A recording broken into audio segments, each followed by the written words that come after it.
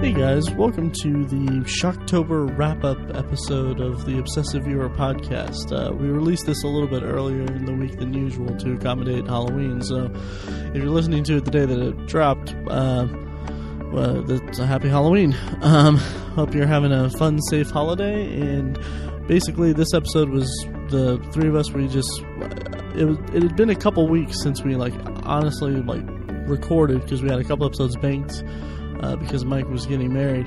So it was just a fun little hour-long chat. We didn't really have a structure for it or anything. It was nice to get back into the rhythm after some time off.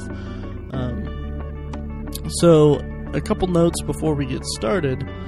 First of all, we had an extra recording from earlier in the month that we put in here. I realize that it's a little redundant with some of the stuff we talk about, so I hope that it's not too jarring for you.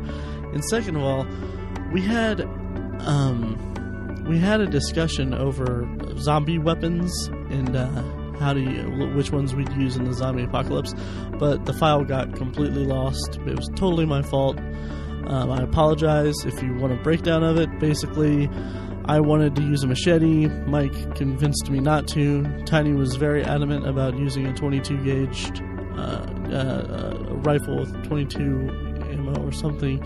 He's gonna hate me for that because I don't know guns. And then Mike, what did Mike want? A sword, maybe? I'm not sure, but basically, all you need to know is that I would die in a zombie apocalypse, and those two would thrive. So, apologize for the lack of the actual recording. In any case, thanks for listening to the Obsessive Viewer. You can find us on Twitter at Obsessive Viewer, at Obsessive Tiny, at I am Mike White. Like us on Facebook at the Obsessive Viewer, and subscribe to us on iTunes, definitely. And shoot us a review, even if you don't like us. You can also email us at ovpodcast@gmail.com if you want to be a little more vulgar with your hate mail. Or any suggestions or anything you want to email us about, go right ahead. That about does it for this intro, so I hope you enjoy the episode, and I hope you have a safe and happy Halloween. Enjoy.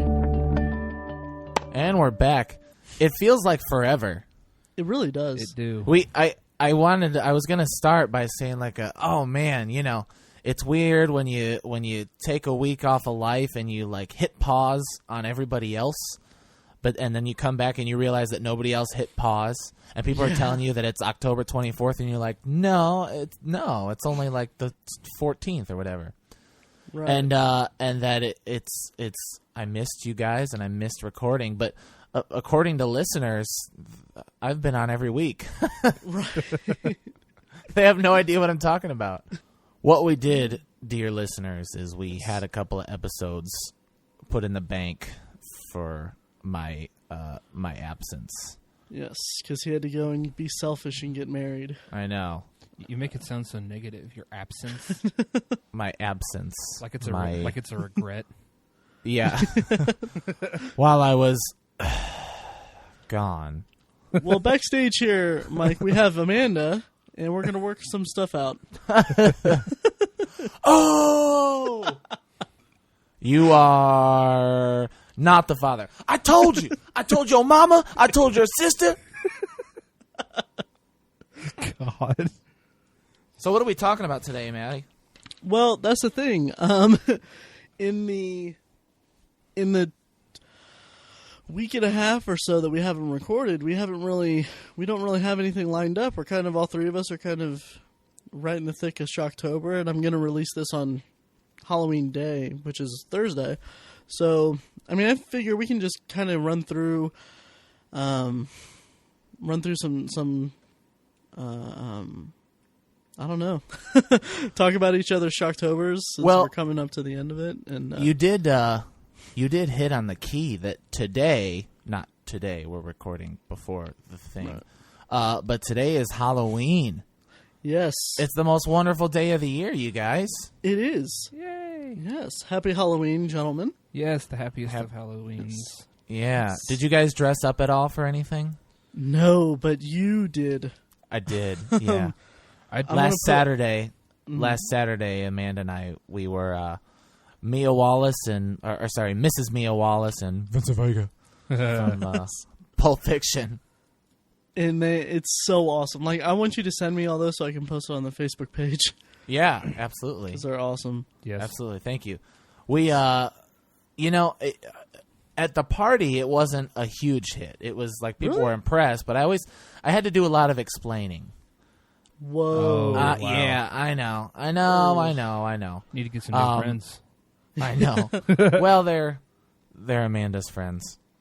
Oh no, I'm kidding. I love them all, really. The friends. I mean, they knew, but it's not. I don't know. I guess Pulp Fiction didn't hit them as hard as it hit us. I'll say this. We were kind of young. We are kind of young to appreciate that movie as much as we do. True. That's true. So the costume kind of works for an older crowd. It's just that because we love, Pulp Fiction and movies from the 90s so much that it worked for us. Although I will say, I posted pictures of us on Facebook, and they were a hit. So yeah. So you need to get some older friends. Yeah, I guess. You sounds creepy. kind of hit on something there that I'm sorry. I just want to say you kind of hit on something that it's kind of interesting that like everyone who's kind of a big film geek these days who kind of grew up in the 90s and stuff, their go-to movie for this movie changed my life and everything seems to always be Pulp Fiction. Oh, it's mine. Yeah. For sure, yeah. I know you say Scream is the movie for you. But I would say definitely Pulp Fiction for me. Yeah. And I think given our age and given the age of, I assume, many of the people who feel that way about it, I want to say that maybe it's just due to them experiencing that nonlinear kind of storytelling and very witty kind of back and forth of quick snapping dialogue. That may have been their first run-in with that kind of thing. With just non-traditional storytelling in movies? Yeah. Yeah, that makes sense. Yeah, I'm just spitballing here. I'll tell you what, last year we were Wayne and Garth from Wayne's World. Nice. And I remember seeing those pictures. Yeah, and that was more of a hit than our costumes this year. Personally, I think we looked better this year, but Amanda didn't have to dress like a man this year, so that oh yeah. Did she have the full-on syringe sticking out of her chest and stuff? We were gonna do that, and we even bought the syringe, but we couldn't figure out how to get it in without we read ways you put it in stick it in a piece of cardboard, and then you put the cardboard under your shirt. But the thing is, it's supposed to be sticking right out of her chest, and her shirt's open. So we couldn't figure out how to do that without getting a whole bunch of skin prosthetics and I know how you do it. You have to stab her in the heart. That's what I said the same hard thing enough last to break night. Through the breastplate. Right. My friend Jake last night, he goes, "Oh, you got to push harder." The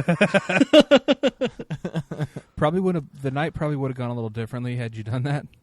It would have, but it would have been a crazy nice level of authenticity, though. Yep. Yeah. It looked good. We did the red felt tip marker dot. Nice for her there. So that's good. It was kind of a mixture of the dance scene, the twist at the Jackrabbit Slims, and then that leads into her ODing. So we kind of did a little bit of both. Pierre did truly love that mademoiselle. That's right. Yeah, that was good. Very well. Thank you. Very well done. Awesome. How about Shocktober for you guys? I guess that's really the main thing we should be focusing on. True. What? Now, again, full disclosure, we're releasing this on Halloween, but there are 4 days left, and several more Shocktober movies to be watched. I'm sure, Matt, for you, that Halloween will be a heavy day. Yeah, I actually took 2 days off from work, which I'm not sure if I'm going to have to work one of those days or not, but I have intended to have off 2 days specifically so I can marathon through some movies, particularly zombie movies, because I've only watched World War Z this so far this month, and I'm kind of feeling the pressure. Yeah. By the way, it's Sunday. Today is October 27th, Sunday. So you're taking tomorrow and Tuesday off. Right. I for sure have tonight off. And then from there, it's going to be touch and go. I'm not sure if I'm going to have tomorrow night off or not. Yeah. What I saw you post your day 1 of your 4 days of blood. Yes, which I intended to do day 2 today, but I ran out of time, so I'm going to do it like in the middle of the night. But I was actually very proud of the first one because I did all found footage movies. Yeah. You can check it on the blog. Yeah. I meant to ask, is there any like more detail you wanted to get into of that? Yeah, like anything you didn't mention in the post. Yes, actually I did. I forgot one found footage movie, and I feel bad about it because it was one of my favorite movies that I saw last year. But Grave Encounters. Oh yeah, it's a good one. Yeah, I really liked it. So I forgot to mention that one. So anyone listening who checked out that post, make sure you check out Grave Encounters. And also the sequel isn't as bad as I expected it to be. They do some interesting things with it, but the first one is really good. It's about a group of paranormal investigators that have this trashy TV show that they go into this asylum, and from there it's pretty clever. Some of the stuff that happens is pretty clever for that kind of movie. Yeah, it's scary too. I mean, like legitimately scary. Oh, totally. Oh yeah. Did you see The Last Exorcism? No, but because I have it. such. I meant to. You posted that was one of your journal entries, right? No, that was Exorcism. No, that was of Exorcism Emily of Rose. Emily Rose. My bad. Yeah. Sorry. Yeah. No, I haven't watched that yet, but because I'm just not into Exorcist movies, anything like that. I mean. Yeah. Yeah. I'd recommend that one though. It's good. Really? You've seen it, Tiny? I have, and I thoroughly enjoyed it. Yeah, the key is for people like us is that it takes a skeptic's approach, and that's really what I appreciated was that the main character goes in and he's basically admitting to us that it's all a hoax and he's a scam artist. Not so much scam. I mean, he gives it he's doing a positive thing spin, but he goes in knowing or believing that exorcisms aren't real, and horror ensues. But it's good. It's really good. Nice. Yeah, it is. That reminds me of a movie I watched earlier this month. Tiny, do you actually want to talk about it? It's the Awakening. Yes, that was a cool movie. I had never even heard of it. Yeah, me neither. Yeah, it has a great cast, though. Rebecca Hall is the lead, and she's supported by Dominic West and Imelda Staunton. It's a really good movie. It takes place in England in 1924, I believe. Mm-hmm. And Rebecca Hall plays a character who she basically investigates paranormal activity, and she is a non-believer. She proves them all to be hoaxes, so she's never experienced like a real one. So she gets hired by Dominic West, who works at a boarding school, to investigate some paranormal stuff, and it kind of goes from there, and it has a really, really good ending that I really like. The third act really is really good. Yeah, it kind of separates itself in that third act to become something that was very memorable. Mm-hmm. Not that the rest of the movie wasn't that memorable. It just elevated itself in that third act. Yeah, yeah. Good movie. It's on Netflix Instant. Yeah. Were there any standouts for you guys? Like anything you hadn't seen that you saw for the first time this Shocktober? There's a lot of that for me. Yeah, because Tiny, you haven't been that involved with Shocktober in years past. Right. Yeah. Basically, as of last night, I watched Halloween 6: The Curse of Michael Myers, and I had basically never watched any of the original Halloweens because I had seen the original one and I just don't even remember it because I was a kid. So basically, I've been watching the entire franchise for the first time. So it's kind of a big deal, and I'm actually enjoying it, with the exception of the third one, which is just horrendous. It is horrendous, and it's almost okay to say, well, it doesn't even count.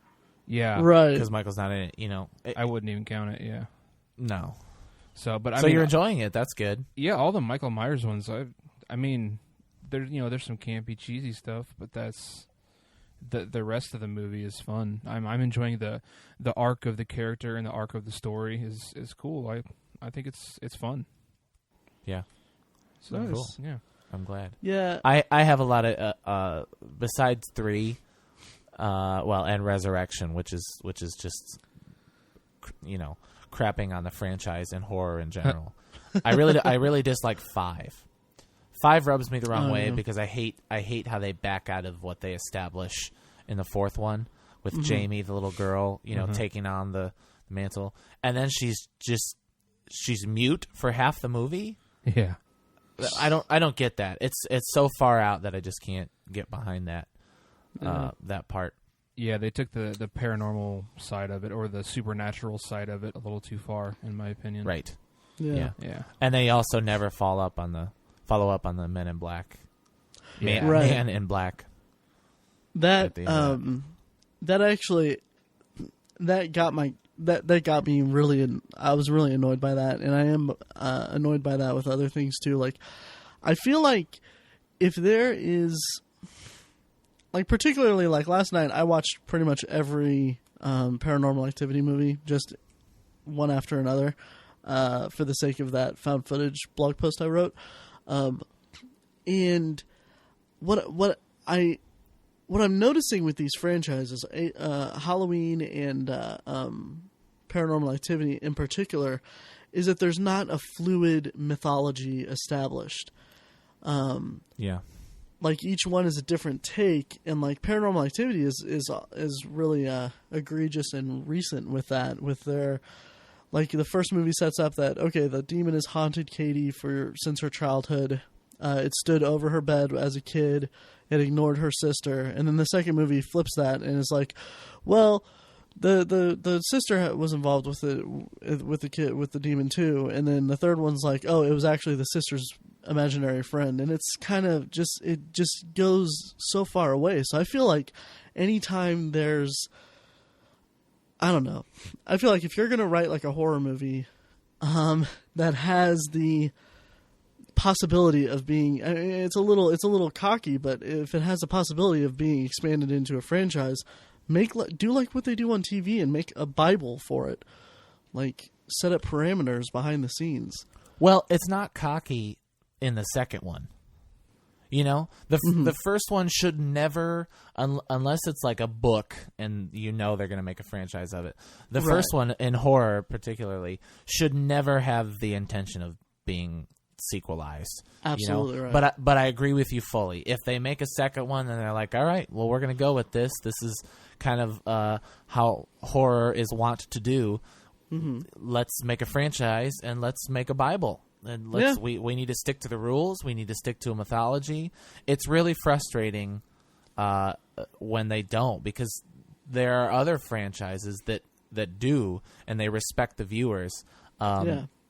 Scream is like the only horror franchise I can think of that sticks close enough respectfully to the mythology. Yeah, but even that, I mean, Scream 3, man, that movie, I enjoy it enough, but I just lose a little piece of my enjoyment of it every time I watch it. Yeah. I mean, it's the problem with it is that Kevin Williamson didn't write it, and he had set up a clear vision for the entire trilogy.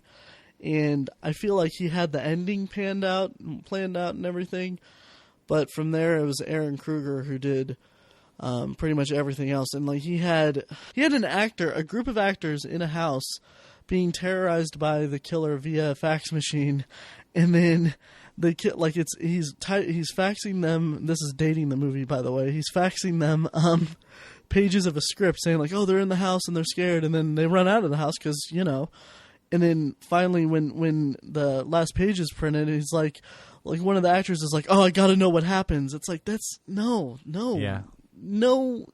There's no reason why anyone would go back into the house for a piece of paper. Yeah. Yeah, that movie's too meta. It is. You went off on a bit of a tangent. I agree that that's bad, but that's not a foul on the mythology. Well, yeah, that's a good point. That's a good point. But when they it breaks the rule that it should be good.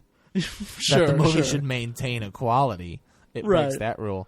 But you're they right. They don't necessarily retcon anything that makes something that was said in the first one not true. Right? They change things and they add things we didn't know, but they don't say anything as asinine as, oh, it wasn't Billy who actually killed all those people, it was me. That would be ridiculous. That would be the demon standing at the bed of both of the girls. Right. The foot of both the girls' beds. You know what I'm saying? You're right. I recant what I said because I totally recant, but I have a counter to that in that Scream 4 suddenly Maureen Prescott had a sister. Now that's not a bad thing at all. It doesn't take away anything, but it makes you wonder if she has a sister, why didn't her sister know anything about her running off to Hollywood? Like, why wasn't her sister consulted when in Scream 3? You're right. So yeah, but I mean, you're right. Again. Mm-hmm. I feel like such a douche. That's fun.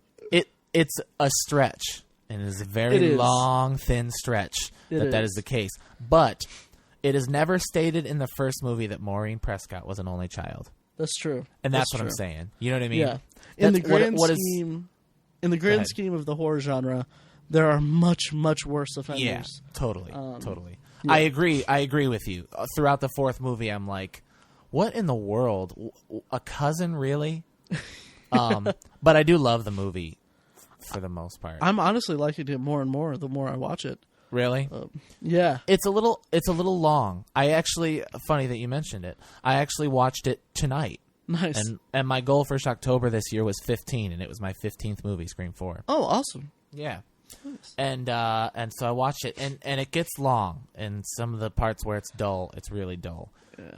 And that kind of bums me out, but it still does what it's trying to do, and I appreciate it. Yeah. Tiny, do you have any thoughts on the Scream franchise? No. Cool. I've never been a huge fan of it. I really appreciate the first one. I think the first one's really fun. But from there, it's the novelty of it kind of wears off for me. Yeah. And it's kind of dated. I don't have anything specifically bad to say about it. It's just chalk it up to preference. It's just not my cup of tea. Right. That's all. Mm-hmm. Okay. Yeah. Mm-hmm. Mm-hmm. Tiny, what then is your favorite so far of Shocktober? What's the best thing you've watched? I talked about The Thing last time in our last episode. That's every time I watch it, I like it more and more. I'm referring to John Carpenter's version, which is actually a remake, but I'm referring to that one. But it's that's probably my favorite watch so far. But I've seen it several times before. It's just I just keep liking it so much every time I watch it. Nice. And I finally made my way through the Saw franchise. Oh jeez. Yeah, I had only watched through 4, the fourth one, which I think the fourth one is actually would have been a very good conclusion to the franchise. It wraps up all existing storylines. It shows how the work, if you will, in quotations, will continue. And it's all the characters get wrapped up. It's a great ending to the franchise. But then they just go for a huge money grab and do 3 more movies. And put out a bunch of crap. Yeah, I still haven't seen the fourth one. I might in a day or two. But if I don't do it by the time this episode drops, I'm not going to watch it. Not this year, at least.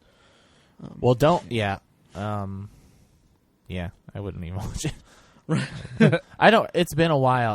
I've seen like the whole septology twice, only twice. Ugh.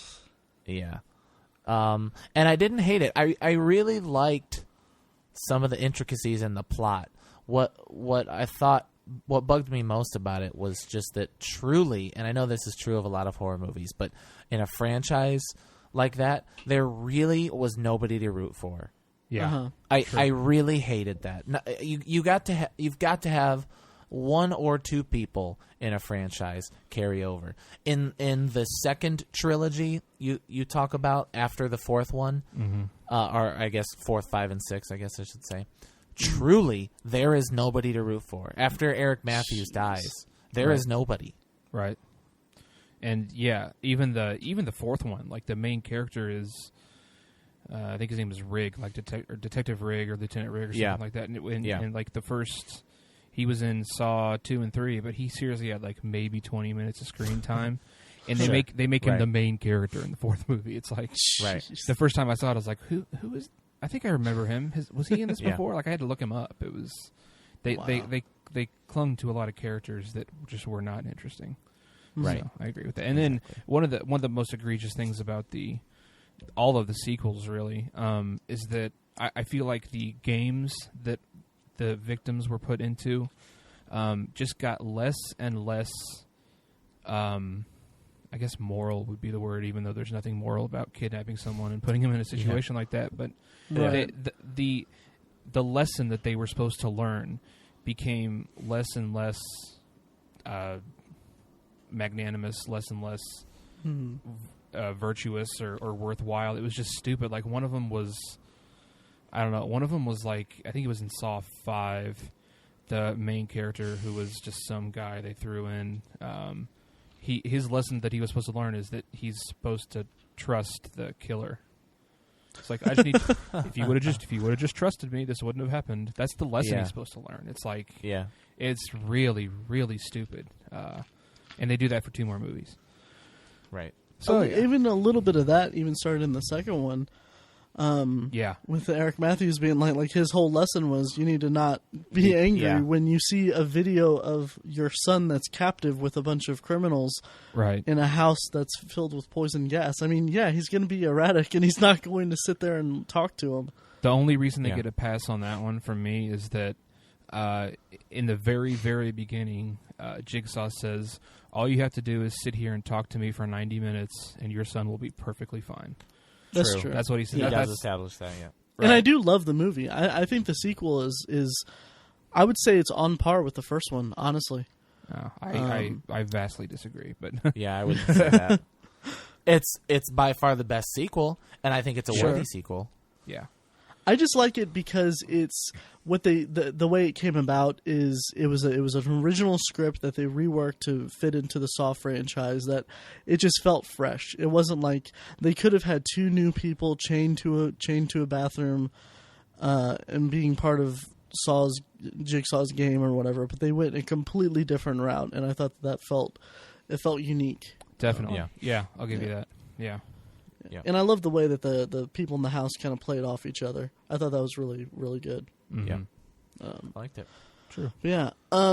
So we have basically a few weeks ago we recorded some filler stuff to eventually release, but so I'm gonna kind of play it through here. Put it in here. So this is a discussion that we had about Halloween and our history with Halloween. So enjoy.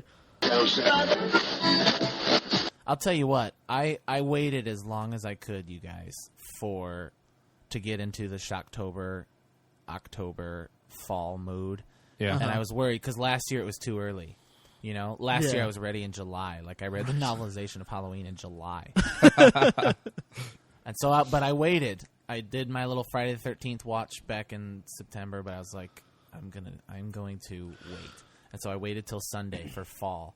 And ever since then, like, all I can think about is what we're going to do for Halloween, what we're going to wear, what I'm going to watch. And we decided on a costume, Amanda and I. Oh, that's awesome. We're going to be Mrs.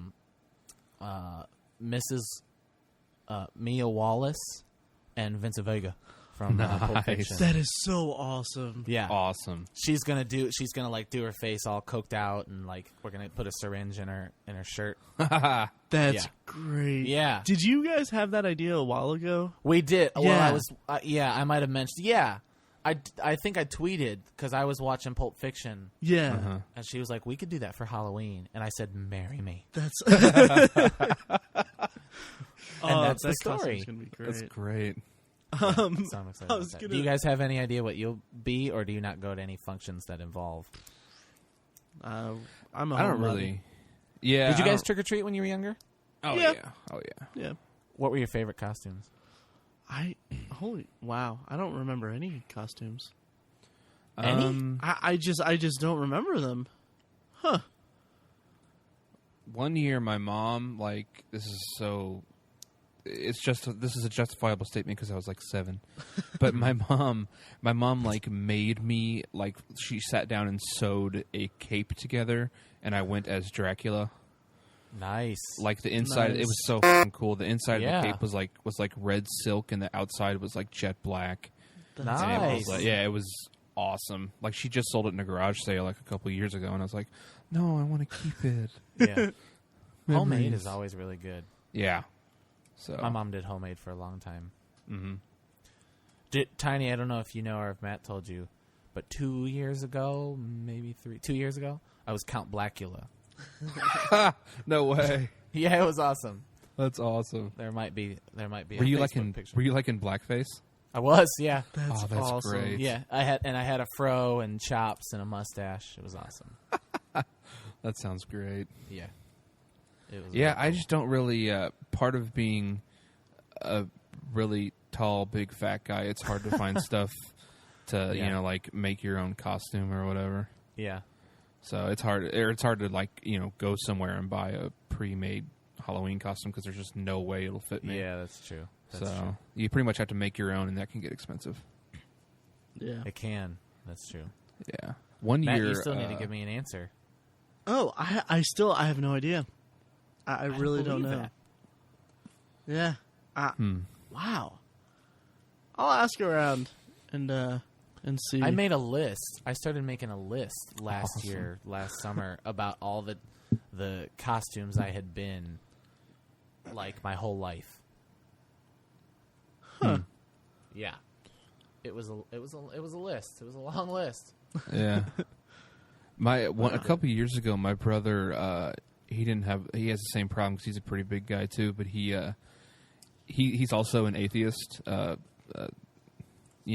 Pretty staunchly an atheist. Mm-hmm. And so one year he got just to save money and do something he could actually do. He went on Amazon and got a priest collar, and then got a jet black button down shirt and black pants. And then he went somewhere. He got a rosary, and he wore a rosary. And then he went to the half price bookstore and got a Bible for $1, and he went as a priest to Halloween. That's awesome. It was he went down to Broad Ripple, which is I don't know if you know what Broad Ripple is. It's Sure. Yeah.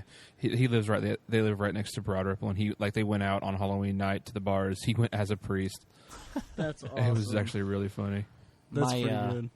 My aunts, in the 90s, were always pregnant. I had 1 billion cousins, and they're always Catholic. pregnant on Halloween. So one of them, 2 years, went as a nun. Oh, that's fantastic. Yeah, it was That's great. awesome. It was great. They're all super Catholic, but Yeah, they I guess they had a sense of humor. that's about awesome. I feel like Yeah. at one time I was a Power Ranger, but Nice. I don't know. Yep. It's a Of course. classic. Yeah, And a Ninja Turtle? probably. Yeah. Yeah. I can't believe you don't remember. I have no explanation for it. I mean, we didn't. I don't know. Yeah, we were never really. I mean, I loved Halloween and everything, but we were never really that. It wasn't as a family, we weren't oh, it's Halloween. It was oh, gotta take the kids to go trick or treating. Oh, that's a bummer. It is. It is. It is. You should see my mom's house on Halloween every Yeah. year. Still, and we don't even live there. She goes all out. awesome. It's great. Yeah, That's great. That's cool. Yeah. That's very cool. I love it. I wish I was into Halloween like that. I'm not quite as into it as you guys. Yeah. I think it's fun as hell. It's just not. I'm more into Christmas. Yeah. Right. And you're an atheist. It's I kinda know, weird. it's funny. Yeah. Totally the commercial version of Christmas, obviously. Oh, absolutely. Absolutely. Screw you, Charlie Brown. That was man. Listen to how young we were back then. I know, right? We sound good. I sound like I still have hair. Sorry, that was bad. I don't know why I said that. Well, That's okay. So I watched. Have we all seen Carrie? Yes, let's talk about Carrie.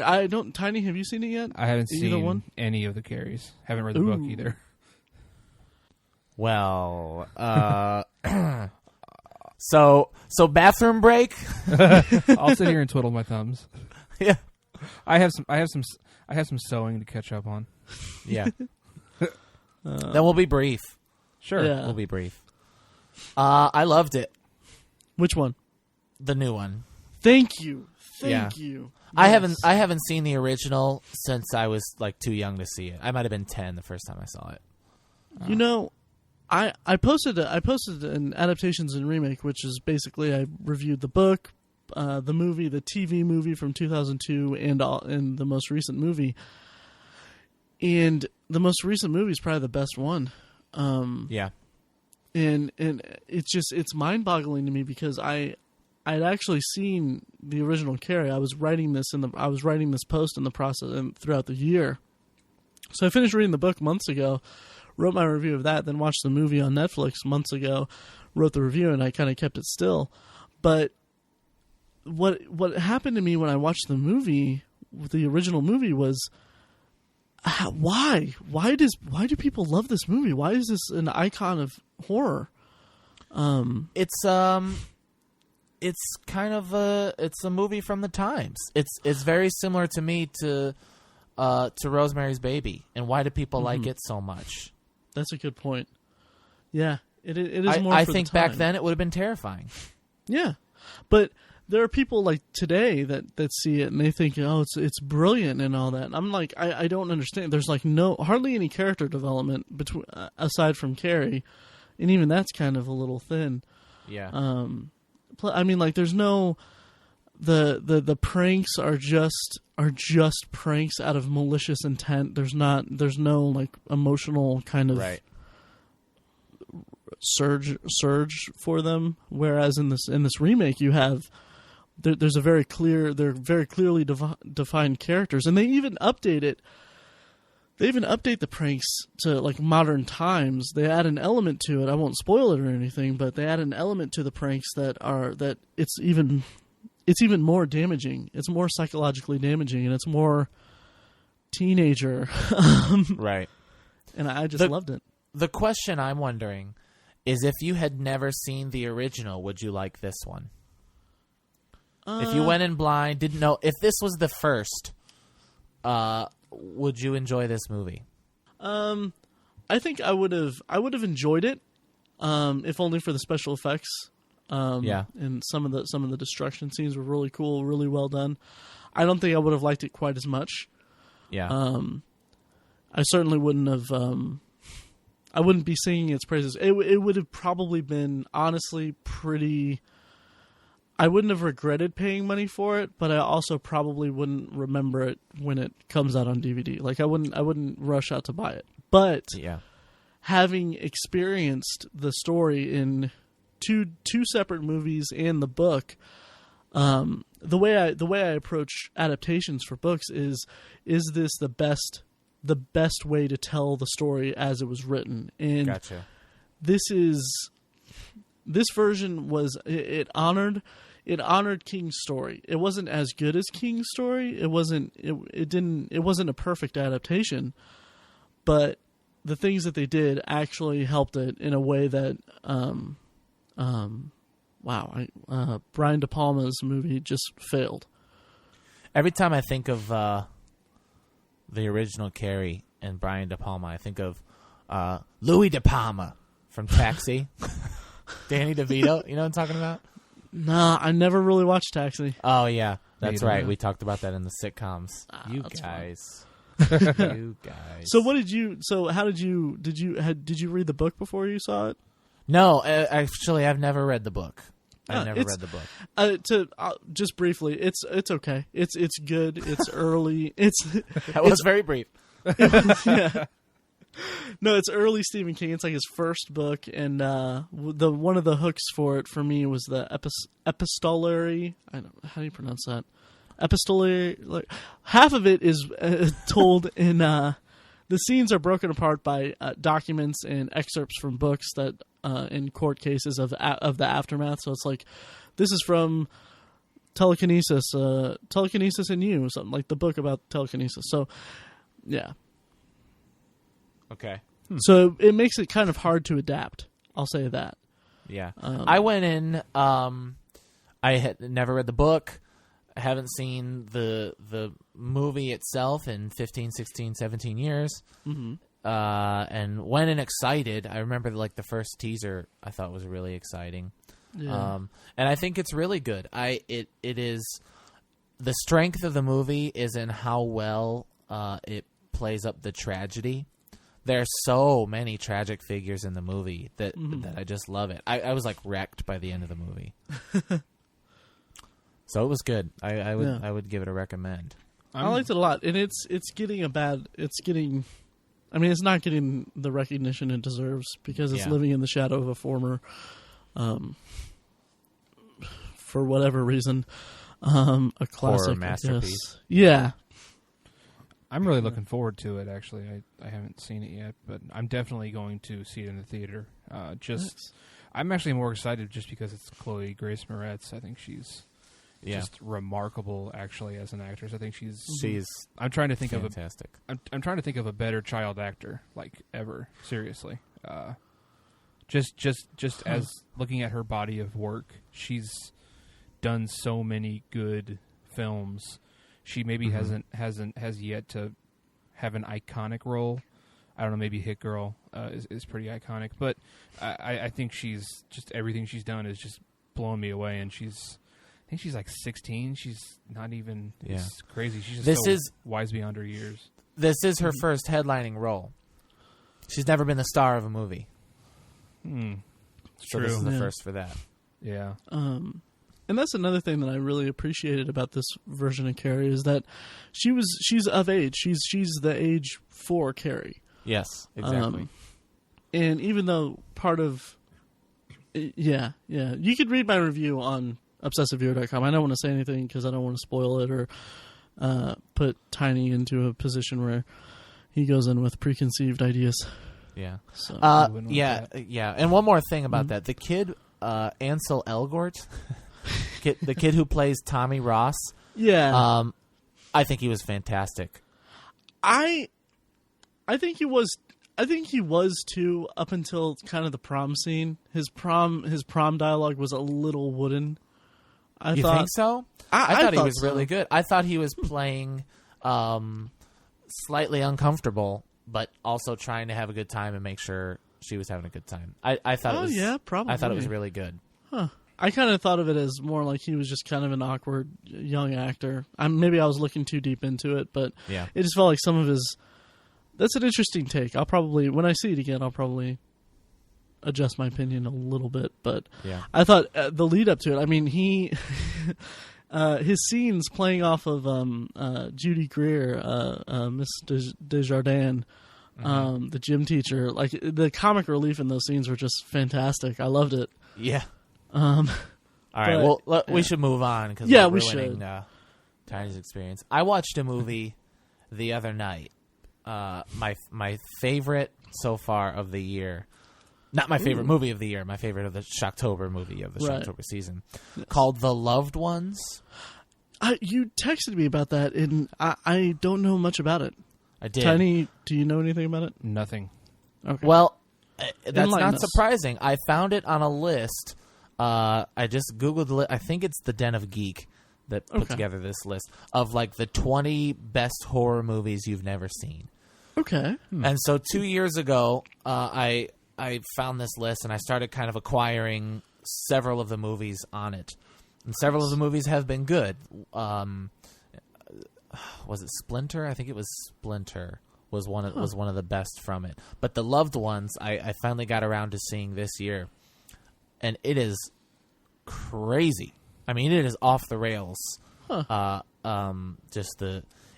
There are torture scenes, but they are so tense. I mean, the tension is fantastic. It's about this guy. I mean, the main character is a guy. His father dies a couple years ago in a car accident. The boy was the driver. He's kind of starting to put himself back together, and he has this girlfriend. So they're talking about the prom that is coming up. And so this shy, awkward girl asks our main character to prom, Brent, and he politely declines. He says, well, I'm going with Holly, my girlfriend. So she's doesn't handle it well. And so she and her father kidnap Brent and torture him and put him through like their own prom night, which includes scratching a big heart and her initials on his chest with a fork and then throwing salt at him. Aww.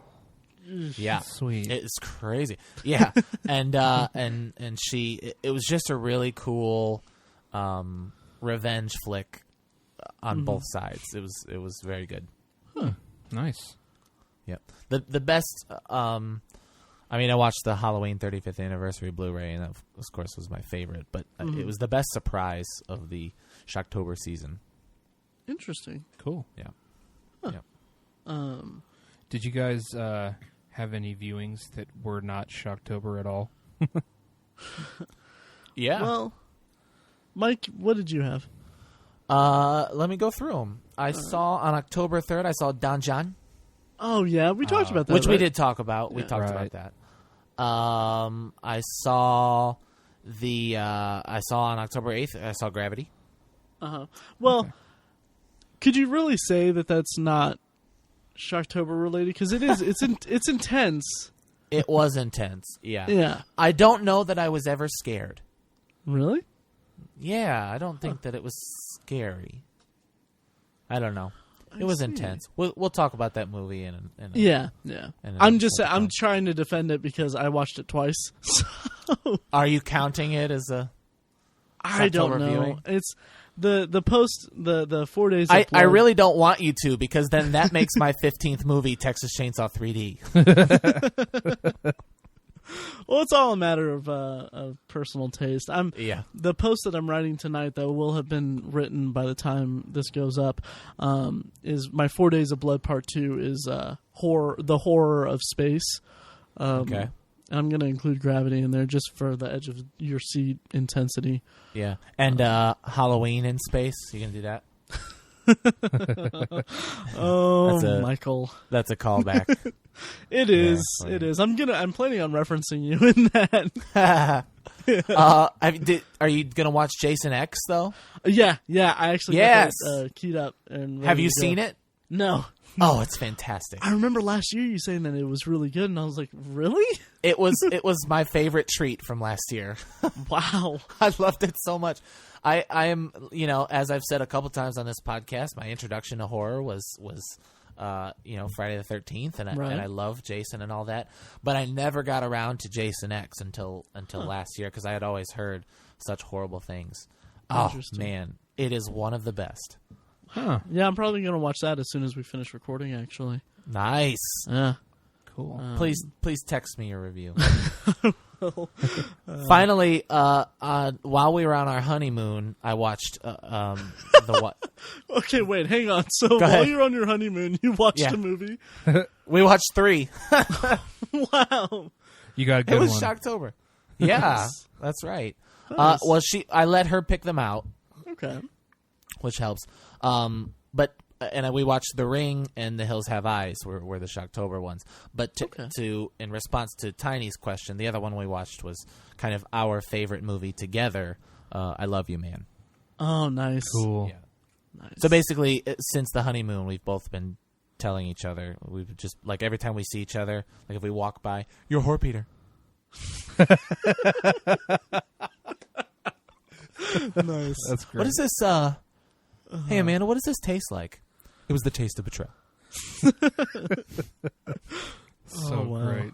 So, that's adorable. Yeah, those are the 3 that were not Shocktober. What about you guys? Nice. Tiny, how about you? Because I'll go last. Okay, I have two noteworthy ones. The first one is there was on one of my days off. I was sick. I did not feel well at all, so I wasn't really in the mood to watch, Saw 5. And so, like, looking at my list of movies that I've watched, it's really funny because it goes like Insidious, Saw 4, Saw 5, Halloween 3, We Bought a Zoo, Saw 6, The Ward, The Awakening. It's kind of stupid. I just, I wasn't in the mood. I was in the mood for something funny and cute, so that's what I watched. Nice. And the funny thing about that is movie, that title. Sorry, that title sounds like it could be like a horror movie. It kind of does. Yeah, We Bought a Zoo from hell. Yeah. And then the other one is just me being a dork weirdo. There was a Blu-ray that was like 70% off on Amazon, so I bought it and watched it. And the movie is Chitty Chitty Bang Bang. Oh my. Yeah. So I'll just Good on you. I'll pack my things and get out of here then. All right. No, it's a nostalgic movie. I watched it all the time when I was a kid. Okay. So Is that, I guess, not the first time you saw We Bought a Zoo? no, I had seen it a couple times before. It's a fun movie. Wow. It's a cute movie. It is so cute. It's super cute, super cheesy. It's so cheesy that watching it, I was a little worried about my cholesterol. I shouldn't have laughed that hard at that. Yeah, the kids are good in it. I like the kids. Yeah. Kids tend to suck in movies, but they were Right. pretty good in that one. Yeah, it was good. It's good. It's a good movie. Maybe I'll watch that tomorrow relative to this podcast releasing on the 1st. Maybe I'll use that as like a palate cleanser. There you go. You could. I feel like in the past I've done like one day of Shocktober. Yeah. Just because I don't want to leave Halloween behind. Oh yeah. Bittersweet. Yep. I'm looking at my list now, and I mean, if we count Gravity as Shocktober or not as Shocktober, it still elicited a response from me to where I was nervous. But if we're not counting Gravity as Shocktober, then I watched that twice, and then Europa Report, which isn't necessarily Shocktober, but it's there's some thrilling aspects to it. But we'll talk more about that in a later episode, I'm sure. But so I got those two movies, and that's about it. Tucker and Dale versus Evil is more comedy, but it's very much steeped in Oh yeah, I would in count horror that for sure. lore. So I'd count it. Yeah. yeah. So other than those, I mean, I've been sticking very closely to Shocktober. I watched Hocus Pocus, or at least half of it. So, Yeah.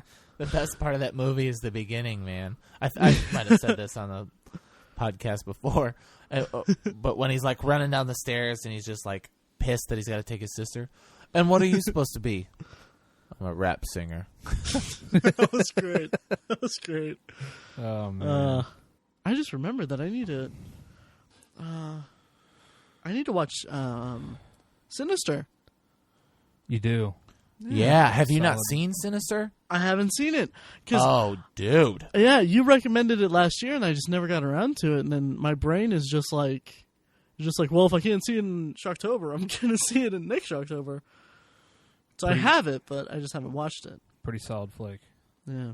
Oh, I have an anecdote, by the way. It'll make you cry. Really? It'll make you cry. Really? Oh, what are you guys planning on watching today, Halloween? Even though that's 4 days from now.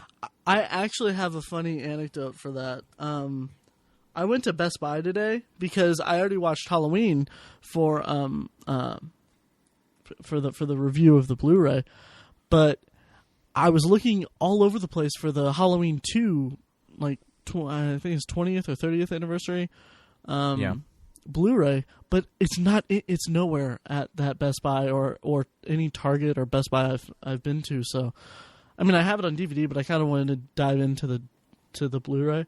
Mm-hmm. But I just thought it was funny because that Best Buy has on Blu-ray they have Halloween, Halloween 4, Halloween 5, Halloween 6 on DVD. Or no, Halloween 7 was H2O, right? Or is Yes. that 8? Yeah, Yeah, it's 7. H20. H2O. Yeah, so they have all those, but they don't have Halloween 2, the one that most recently came out, I think. Huh.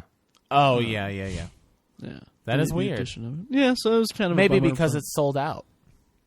Maybe I didn't because see a people place are for it buying or it. anything. Oh, okay. But I did see. That's weird. And that they just also came out last year. right. I Wow. remember seeing it at Target, but I just never picked it up. That's wild. And then I also wanted to get John Carpenter's The Thing, but I can't find that anywhere either because I heard the Blu-ray is really good, but I don't know. But I'll probably end up watching my DVD of Halloween 2. Nice. Yeah. How about you guys? We're gonna go over to a friend's house and kind of hang out. And the last couple of years, our house is on a busy road, so we get no trick or treaters. Last year we had one. Oh, And jeez. so we're kind of trying to find a location where we would get more trick or treaters, just because that's kind of a big part of it for me. I put on the Michael costume and just stand in the window and be that like a-hole from the block that just scares the kids. Nice. So that's a big part. So we're gonna go hang out with some friends, and I kind of just wanted a crowd pleaser. Somebody mentioned watching the movie Vacancy. That if I had, they said, "Do you have the movie Vacancy?" And I said, "No." They're like, "Oh, that's good." So I bought that. So we'll probably watch that. I don't know. I might bring Scream over there. I'll feel the room. Nothing huge, because I already watched Halloween, kind of like you. But we'll see. Nice. Tiny, how about you? I want to watch the last few Halloween films in the franchise. So hopefully I get those wrapped up before Halloween night. Right. Do yourself a favor and don't watch Resurrection. Seriously, don't. It will really. I mean, I am very much a completist about so many things, but if you like H2O at all, and I imagine you will, it has people who don't like it, but it's generally a good movie. Resurrection will ruin it. Is Will Resurrection ruin H2O. Is Resurrection worse than 3?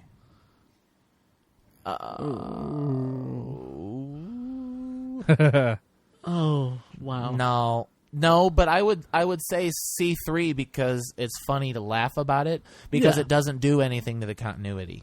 True. True. You know what I mean? It doesn't mess with anything. Yeah. I'm probably still going to watch it, though, because I'm such a completist. That's Yeah. fine. So, You might as yeah. well. I've seen it way more times than I would like to admit. So yeah, I'm gonna try to get those in, and if I do, I'd like to end it with Trick or Treat.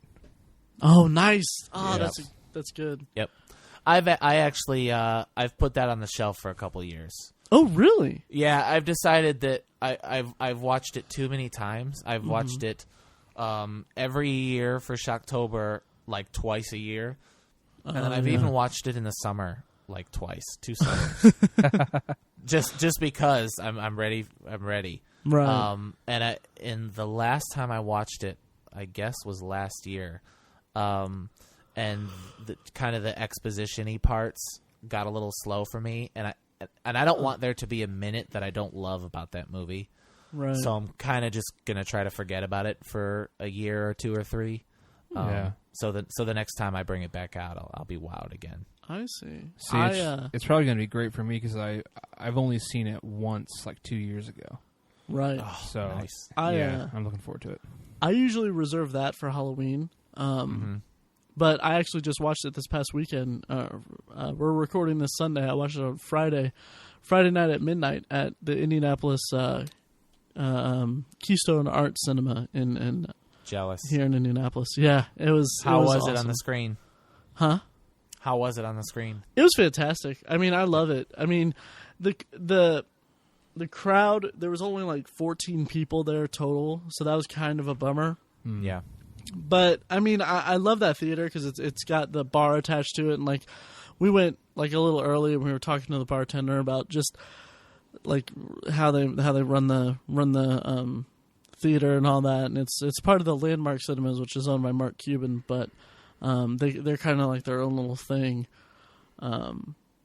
It's just a great atmosphere and all that, and it was cool to see it on the big screen. It definitely was.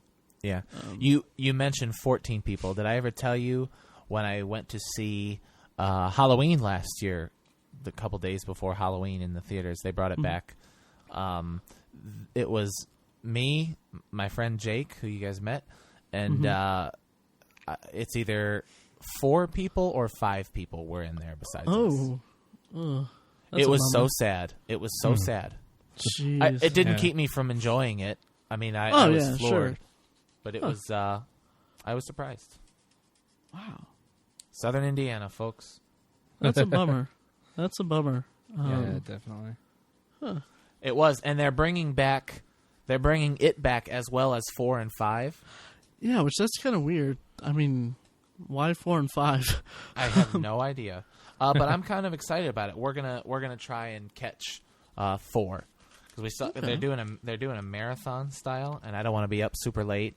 And you know how we do movie nights every Thursday. So this week I believe will be our 150th movie. Oh, wow! Jeez. Yeah, movie night, and our second movie ever. Kind of our first one we count is Scott Pilgrim versus the World or Saves the World. I don't remember what it's called. Versus the World. Versus the World. And the second one, the one where we said, dude, we need to do this every week, was Machete. Okay. And so we're seeing Machete Kills for our 150th. Nice. That's awesome. Yeah. That's cool. There's been a lot of really cool, like looking at the lists, a lot of cool things that just have worked their way out. Our 50th movie was 50-50. That's so, awesome. Yeah, that was pretty cool. Nice. So we didn't want to have to do the whole Halloween 1, 3, or 1, 4, and 5 thing, just because that's a really late night. So we're gonna go to the one side of town and see Machete Kills, and then we're gonna go to the other side of town and try to catch Halloween 4. That's cool. Cool. Nice. Yeah. That's awesome. So that'll be good. Nice. I'm trying to think. Did I say what my favorite movie was? Bros. Sorry, I've said bros way too many times for this podcast. I've hit my bro limit. Our 100th movie, Halloween 1978. Nice. That's awesome. Yep. And I'll also say this: the week I was on my honeymoon was the first week this year, 2013, that I haven't been to the theater to see a movie. Oh wow! Jeez. Wow, that's commitment. I can't. That's an achievement. Wow, it is. It feels good. Yeah. Jeez. Wow, that's crazy. Fun. Proud of it. Yeah. Real quick, because we're gonna wind this down because we're running a little long. Yeah. Tiny, you saw Behind the Mask for the first time. I did. How'd for you the like it? first time. I'm so jealous. That's awesome. Yes. I thoroughly enjoyed it. Quite a bit. Behind the Mask, The Rise of Leslie Vernon, for everyone listening. It's a fantastic movie. Tiny, what did you like about it? Just the fact, the way that they actually, the way they balanced the documentary style and the straightforward style, that was, because typically that would be jarring, but they balanced it well. And just the documentary feel of it, it just felt like a really good documentary style movie, and I loved the performance of the lead actor playing Leslie Vernon. He was just, because that was a really delicate role. That would have been, it could have sucked, or it could have been way over the top. Yeah, he would have been. He could have been way too likable. He could have been not likable enough.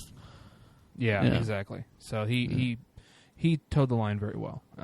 It was a fun movie. At first, I was slightly thrown. I wasn't sure if for a second, I thought that the character of Leslie Vernon was like perpetrating hoaxes. I wasn't sure that. Like after a second, I realized, okay, he's actually killing people and stuff. Yeah, because it just seemed so crazy that there were people standing by watching it happen. Right. But it was great. It's not a flaw of the movie. It's just something I didn't pick up on. So, great movie. Really liked it. Highly recommend it. Nice. Yeah. I also put that one on the shelf for a little while. Oh yeah, because I loved it so much. Yeah. Right. I didn't watch it last year, but this year was very rewarding. So I guess that should probably about do it, because we're running a little long here, but Yeah. I think how it's about pretty this? good for a Halloween episode. So do I, and I kind of wanted to end things with. We might be stepping on what we've just said, but how about let's assume people are going to be listening to this on Halloween. Yeah. What's one movie that they should watch? Who wants to start? I don't want to step on toes. I'll start. Okay. I'll start, and then and we'll go Tiny Matt. Okay. One movie is very, very, very difficult to say. Yeah. Right? Mm-hmm. Because there are two. Halloween. Mm-hmm. But if you have seen Halloween, see Trick or Treat. Yes. Nice. Okay. Right? Nice. I feel like I might have stepped on toes. No, that's fine. That's That's fine. fine. Yeah. I Can't go agree, wrong. because I've said it before here, I'm sure, but Trick or Treat is the best. It's the best movie to convey the spirit of the holiday. Yes. Since Halloween. Right. Well, that's what I'm saying. Is it better than Halloween for conveying the spirit? Honestly, I think it is. I think so too. Yeah. That's so to say, like, since Halloween, ooh, you know, it's like I want to stop at the best movie to convey the feelings of the season. That's true. Yeah, I'll give you that. It definitely is. Especially if you've seen Halloween 10 plus, 20 plus times like we have. When you can just kind of tell that it was filmed in South Pasadena. Yeah. You know? And it's just Filmed in the spring and stuff. in the spring, right, in California. Even though you can't and- really tell, but just knowing it. Well, just knowing it, and you see the palm trees in the background. And that there are 4 jack-o'-lanterns in the entire movie. Yeah. You know, I don't mean to poo-poo it. It's one of my favorite movies of all time, and it is my favorite scary movie of all time. But Right. man, if you want to get in the mood, watch Trick or Treat. Yeah. Yep. True. Tiny, how about you? Yeah. Yes. Well, I was going to say Trick or Treat, so kind of stole my thunder. No, but I'll say do something a little bit different. Watch. There's a couple of, at least that I've experienced. There's a couple of good Halloween or horror-based documentaries out there. I watched a really fun one the other night called The American Scream. It's about this town, Fairhaven, Massachusetts. It's about these people they're basically amateur haunted housers. They build their own haunted houses out of their own homes, and it just follows them through preparing and setting up for Halloween night. It's really interesting. It's a great example of documentary making. So there's that. Check that out. It's on Netflix Instant. There's a couple other good ones. The Best Worst Movie comes to mind. That's a good one. It's about Troll 2. It's sort of about movies in general, not necessarily horror, but it's about a horror film. Okay. That's a good one. So I'd say, do something different and check out a documentary. Yeah. Awesome. Cool. Yep. Thank you for switching it up. Yeah. As for me, since you guys both chose my pick and my standby, I am actually going to go with VHS 2, oddly enough. When I saw the first one in the theater, I wasn't too crazy about it, but wow. I thought the first one was just it was too long, way too long for a found footage movie, and the camera work was the only time that I felt like not nauseous by a found footage movie, but I felt like it felt like they were purposely trying to shake it as much as possible to convey like, oh, these people are actually filming it. And it's just like you can make it so that they're being delicate with it and have it not take away from the realism of it. Yeah. Like every other found footage movie there is. But and then also I think some of the a couple of the segments were kind of missed the mark with me, but VHS 2 rectifies all those problems. The frame story that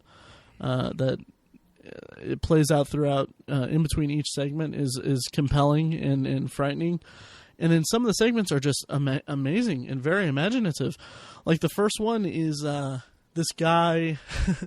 The first one is this guy who has like this robotic eye implanted in him, and that's his first person view is this eye that's recording everything he sees, and it's interfering with spirits in this house. So it's like a ghost story with a little sci-fi twist with this weird medical Marvel thing. Yeah, that was a good one. Yeah, so it was really cool, and it has one of the best, one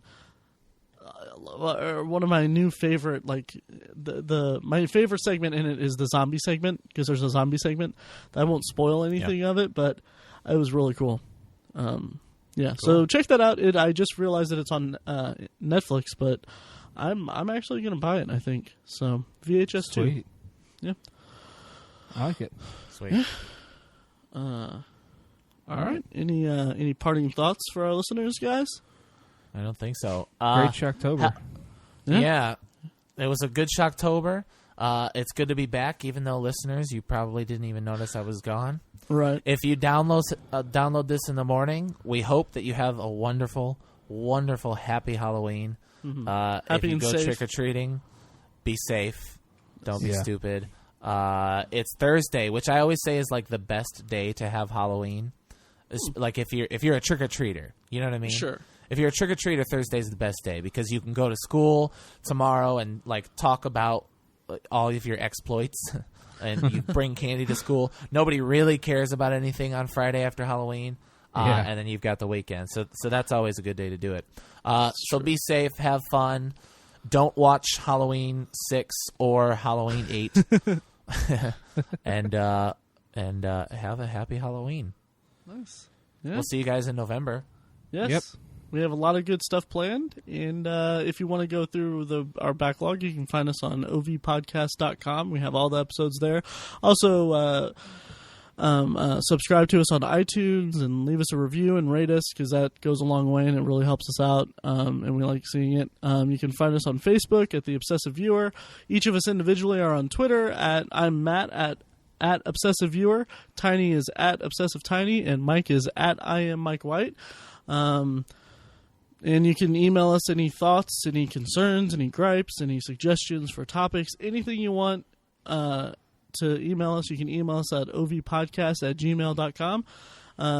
Even if you want to send us an audio file, we'll plug it in here and we'll put you into the discussion a little bit if we like it. So be sure to do that, and I think that about covers it. Am I missing anything, guys? I think we're good. I think so. Nice. All right. Well, till next time. Thanks for listening, guys. Thanks. See you. Thank you.